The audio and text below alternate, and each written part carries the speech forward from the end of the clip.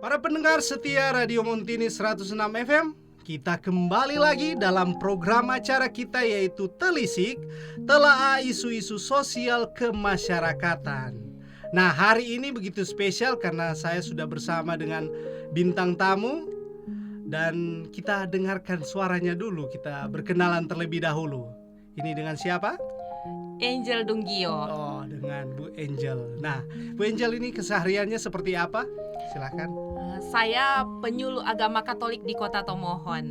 Mungkin pemirsa ketika mendengar kata penyuluh bertanya-tanya apa itu penyuluh. Penyuluh sebenarnya bahasa pemerintah.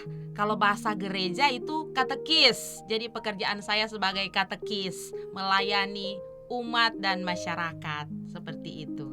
Baik, Bu Angel. Nah, Bu Angel cuma mau tanya lebih dalam lagi. Kalau keseharian kan penyuluh, berarti itu di wilayah Tomohon itu di bagian mana? Saya kesehariannya di Tomohon Barat, wilayah Tomohon Barat.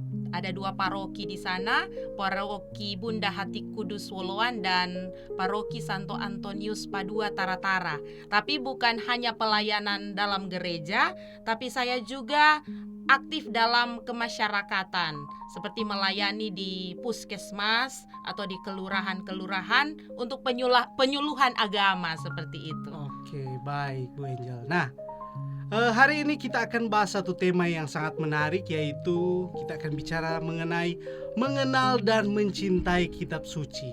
Nah, kita langsung saja.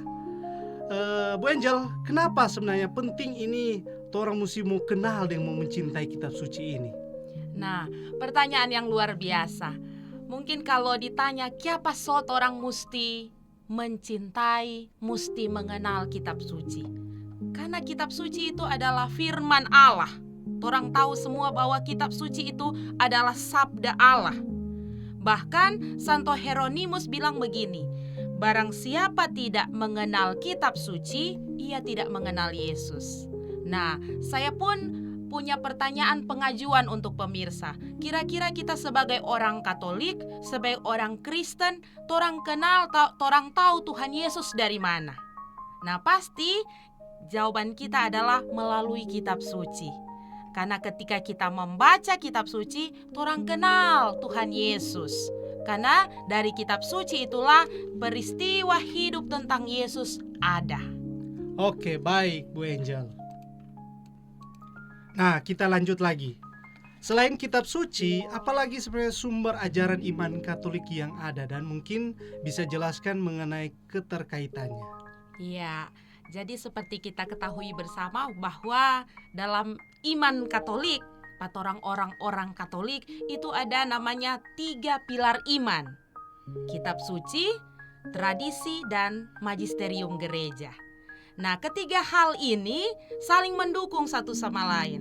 Untuk apa? Untuk menjaga kemurnian iman kita. Wewenang mengajar dalam gereja, itu magisterium, punya tugas untuk menjelaskan arti kitab suci dan tradisi secara benar atas nama Tuhan Yesus Kristus.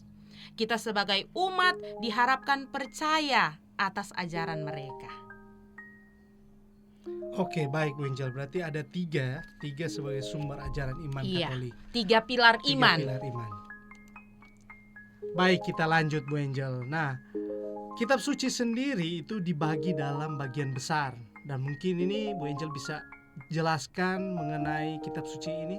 Silakan. Iya, jadi kita ketahui bersama bahwa kitab suci itu terbagi atas 2 ya. Perjanjian lama dan perjanjian baru.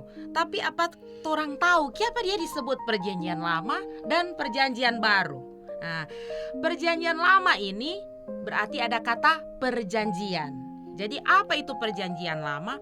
Perjanjian lama itu adalah perjanjian antara Allah dan manusia, tapi manusia di sini adalah diwakili oleh bangsa Israel.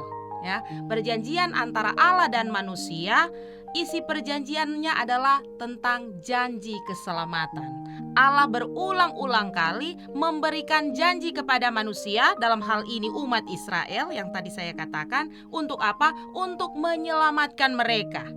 Nah, karena ini perjanjian berarti 2 belah pihak. Jadi dari manusia Tuhan Allah cuma minta 1, Isi perjanjian itu adalah bahwa manusia dituntut untuk setia. Lalu kemudian dalam perjanjian baru bukan lagi tentang janji. Kalau perjanjian lama tadi tentang janji Allah yang menyelamatkan, kalau perjanjian baru itu lebih ke penggenapan akan perjanjian itu. Penggenapan akan keselamatan dalam apa? Dalam diri Yesus Kristus. Dan karena itu perjanjian baru berisi tentang Yesus Kristus. Seperti itu. Oke, baik Bu Angel. Nah, mungkin ini lebih mendalam lagi. Mungkin dari Bu Angel bisa memberikan sebenarnya ada pembagian kelompok dari kitab suci perjanjian lama. Nah, bisa diceritakan di sini, silakan. Jadi dalam perjanjian lama itu terbagi berapa kelompok. Nah, sebelum itu saya mau menjelaskan juga dalam perjanjian lama tadi kan Alkitab atau kitab suci terbagi dua, Kang, perjanjian lama, perjanjian baru. Perjanjian lama itu pun ada dua bagian. Ada yang dinamakan kitab prasejarah dengan kitab sejarah. Sama dengan tong belajar IPS sedang begitu. Jadi sebenarnya ada itu, prasejarah dan sejarah. Prasejarah itu yang mana? Prasejarah itu adalah kisah penciptaan. Tuhan Allah menciptakan langit dan bumi isinya sampai manusia, sampai ke Menara Babel. Itu tuh kitab prasejarah. Jadi Nuh ada dimasuk di prasejarah. Kitab sejarah itu mulai dari Allah memanggil Abraham ya. Abram jadi Abraham. Itu mulai kisah sejarah orang Israel. Lalu kemudian dari Alkitab perjanjian lama itu yang dua bagian besar tadi ada kelompok-kelompoknya. Ya, orang tahu sama-sama ada kitab Taurat, Kang, dalam bahasa Pentateuk namanya. Ada kitab sejarah, ada kitab kebijaksanaan atau pujian, dan kitab para nabi.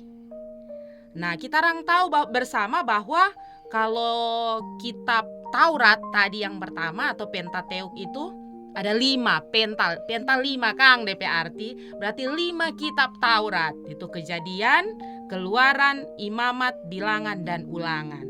Lalu kemudian kelompok yang kedua, bagian kelompok yang kedua yaitu kitab sejarah. Sejarah orang Israel ya, dimulai dari kitab Yosua, Hakim-Hakim sampai di Makabe.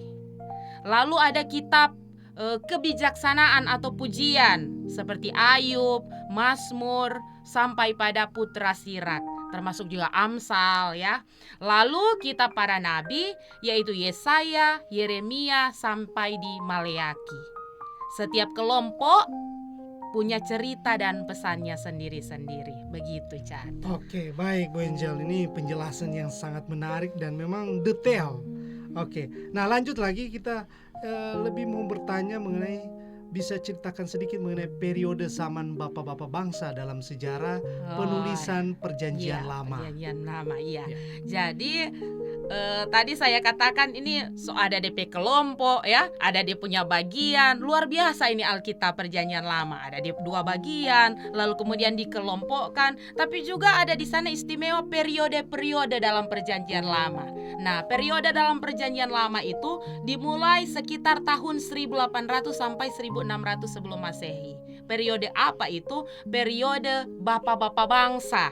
Siapa itu bapak-bapak bangsa? Yang orang kenal Abraham, Ishak, dan Yakub. Nah, kisah mereka ini tercatat dalam kitab Kejadian. Iya. Nah, waktu itu cerita-cerita ini diceritakan secara lisan dari satu generasi ke generasi lain. Tapi belum ditulis. Jadi belum ada tulisan kitab suci pada masa ini. Pada tahun 1800 sampai 1600 sebelum Masehi. Periode ini penting. Kenapa? Karena menjadi dasar cerita dan identitas awal bangsa Israel yang berhubungan dengan Tuhan. Jadi dasar awal perjanjian itu toh, saya katakan tadi antara Allah dan manusia. Dan manusia ini, siapa manusia ini? Itu orang Israel tadi.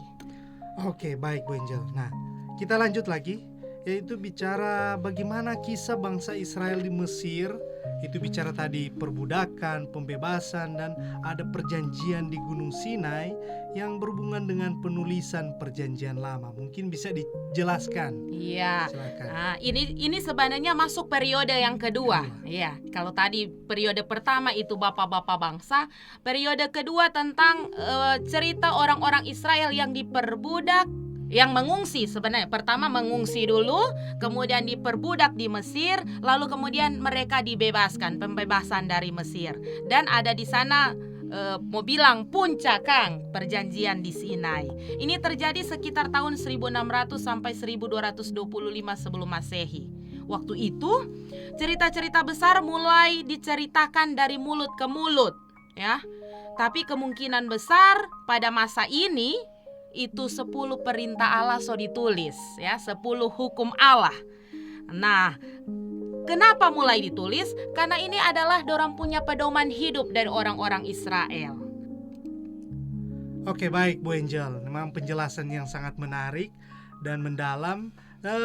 Dan kita lanjut lagi. Mungkin Bu Angel bisa menjelaskan lebih jika ada periode lain selain periode ini. Selain Apakah dua periode tadi ya? ya? Oh iya. Apakah Jadi, ada periode lain? iya. Silakan. Periode selanjutnya yaitu periode yang dinamakan atau disebut perebutan tanah Kanaan. Jadi sesudah umat Israel itu keluar dari tanah Mesir, dorang sampai pada masa memperebutkan tanah Kanaan atau tanah terjanji, nah, yang dituntun oleh Yosua. Tapi pada periode ini juga disebut periode hakim-hakim, ya. Ada yang namanya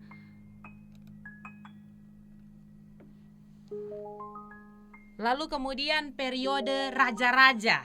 Ya, jadi sesudah periode hakim-hakim, orang Israel sudah berada di tanah terjanji, tanah Kanaan, dorang memerlukan sosok pemimpin, mau dikatakan seperti itu. Jadi ini kita masuk pada periode raja-raja, lalu kemudian raja pertama orang Israel itu Saul. Sesudah Saul ada Daud, kemudian Salomo. Sesudah Salomo, orang Israel itu masuk ke masa atau mau bilang periode ketika kerajaan, kan tadi karena dipimpin raja berarti ini so jadi kerajaan, ya, kerajaan Israel. Nah, pada masa ini kerajaan Israel ini so terbagi dua. Jadi ada kerajaan selatan dan kerajaan utara. Kerajaan utara itu Israel dan kerajaan selatan itu yang disebut dengan Yehuda. Lalu kemudian dari dua kerajaan ini nanti ada periode selanjutnya kurang tersisa satu kerajaan, yaitu kerajaan Yehuda. Kerajaan Israel sudah hancur. Lalu pada periode selanjutnya kerajaan Yehuda ini, kerajaan selatan, hancur juga dan puncaknya pada pembuangan Babel. Jadi ketika kerajaan Yehuda, kerajaan selatan ini hancur, orang-orang Israel dibuang ke Babel. Seperti itu. Jadi itu periode-periode bangsa Israel, mulai dari periode bapak-bapak bangsa sampai akhirnya mereka dibuang ke Babel.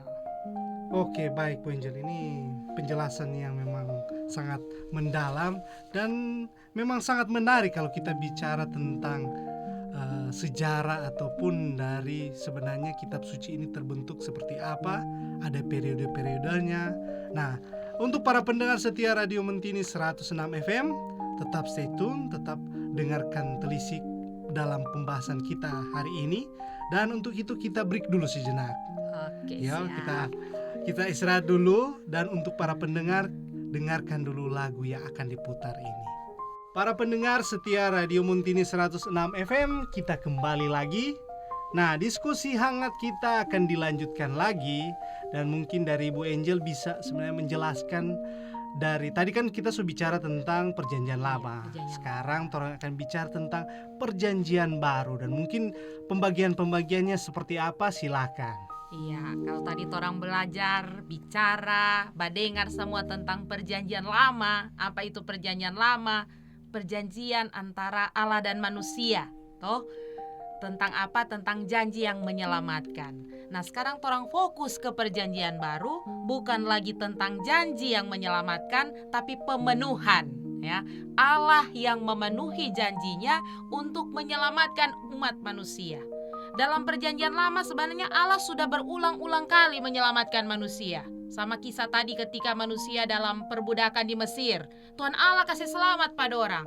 Tapi berulang-ulang kali pun dorang jatuh dalam dosa, jatuh dalam ketidaksetiaan.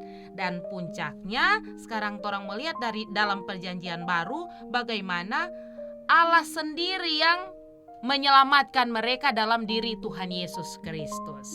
Nah, dalam perjanjian baru ini sebenarnya sama dengan perjanjian lama, ada bagian-bagiannya. Tapi kalau dalam perjanjian baru, bagian-bagian itu mungkin kalau orang Katolik so lebih hafal, Kang. Kalau tanya orang Katolik, dorang lebih kuasai itu perjanjian baru daripada perjanjian lama. Jadi kalau dalam perjanjian baru itu, bagian pertama dibuka dengan keempat Injil, kemudian yang kedua kisah, ya, kisah para rasul, yang ketiga surat-surat, dan yang keempat itu wahyu. Nah, orang lihat yang pertama Injil, ya. Kenapa Injil itu ditempatkan di bagian pertama dalam kitab suci perjanjian baru? Injil itu begitu penting, bahkan yang paling utama, karena itu taruh paling depan. Kenapa? Karena berbicara tentang hidup dari Tuhan Yesus Kristus. Injil itu orang punya pusat hidup sebagai orang Kristiani, orang Katolik.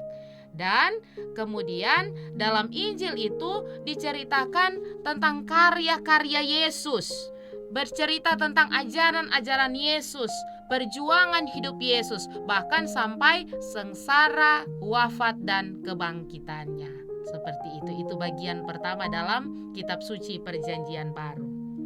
Oke, baik. Ini sudah masuk kita ke perjanjian baru dan sudah dijelaskan mengenai 4 bagian utamanya, dan kita akan lanjut lagi. Nah, apa cerita utama dari kisah para rasul dalam perjanjian baru? Iya, kalau orang lihat namanya, ya, kisah para rasul, mungkin akan terpikir bahwa ini berkisah tentang atau cerita tentang semua rasul atau semua murid-murid Yesus. Tapi sebenarnya kisah para rasul ini intinya bukan cerita tentang semua para rasul, tetapi lebih banyak tentang apa yang terjadi setelah Tuhan Yesus wafat dan bangkit. Nah, dalam kisah para rasul ini menceritakan bagaimana jemaat Kristen perdana, ya, jemaat perdana yang orang baca dalam kisah para rasul 2, ya. Setelah Petrus berkhotbah, lalu kemudian orang-orang menjadi percaya dan memberi diri dibaptis, itu 3.000 jiwa, umat Kristen pertama.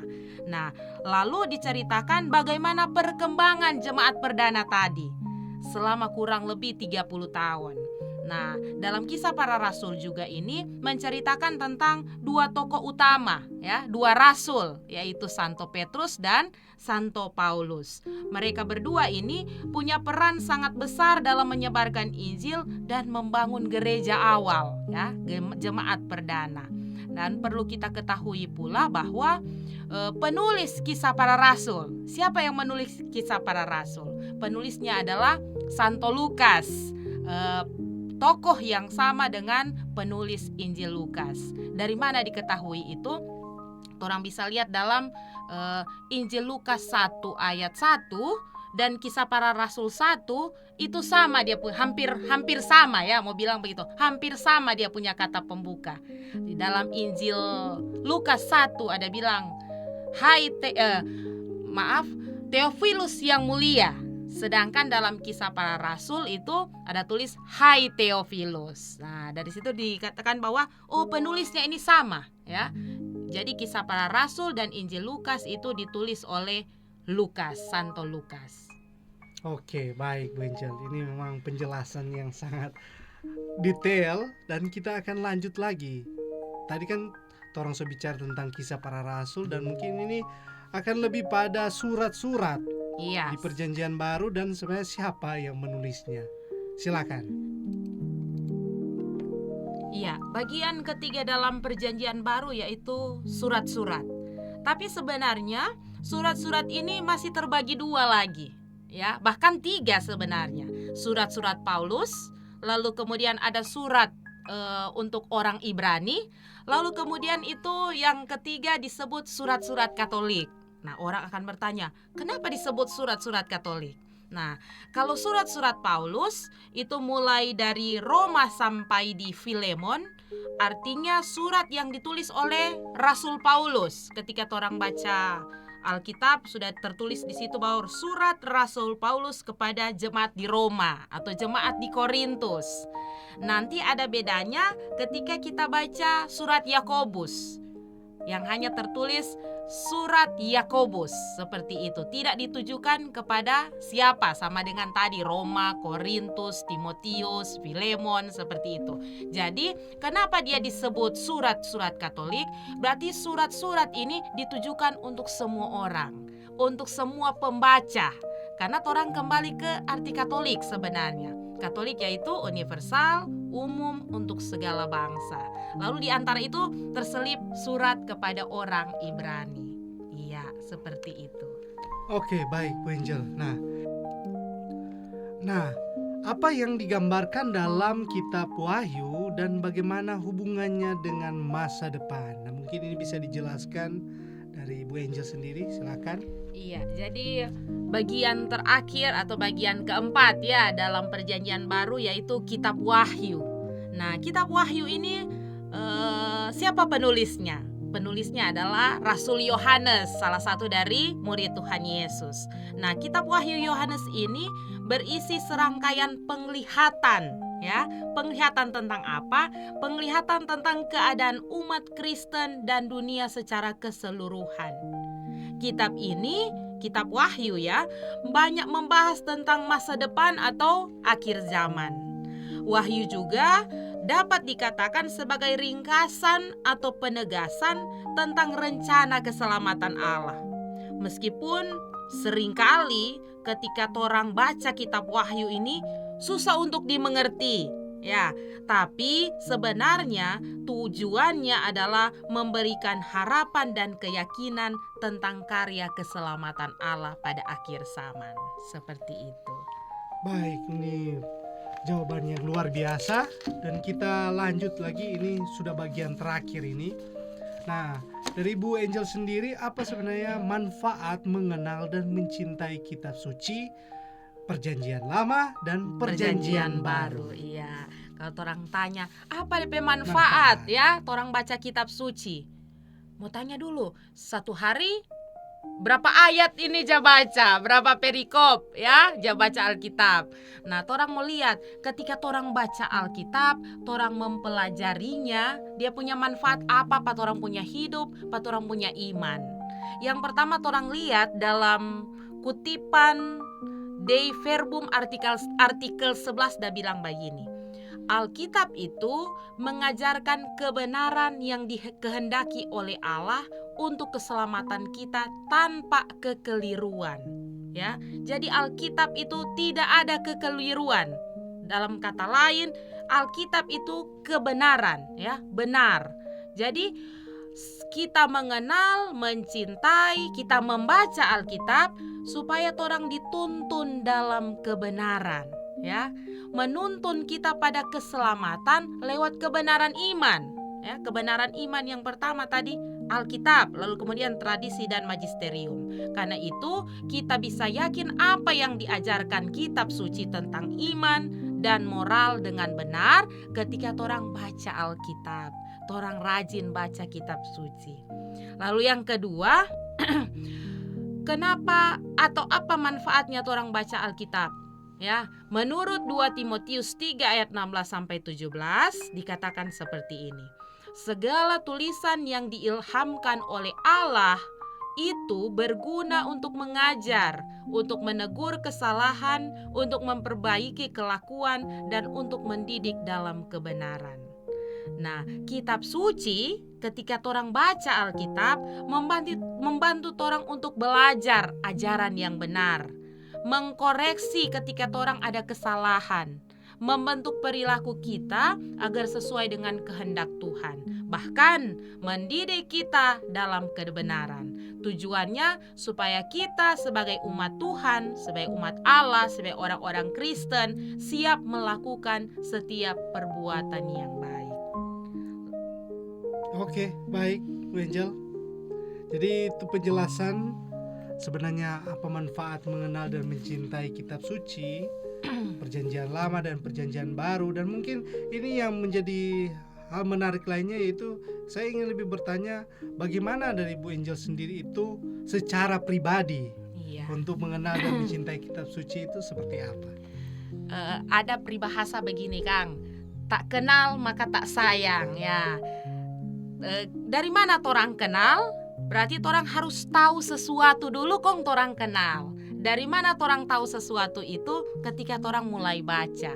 Nah, bagaimana torang sebagai orang Kristen menumbuhkan torang punya iman? Pertama ketuk torang harus baca kitab suci. Sama dengan anak-anak sekami ja bilang, Kang, baca kitab suci, doa tiap hari. Ketika torang baca kitab suci, torang membiarkan Allah berfirman. Kalau torang berdoa berarti torang, Kang, yang mengungkapkan torang pe kata-kata isi hati pa Tuhan.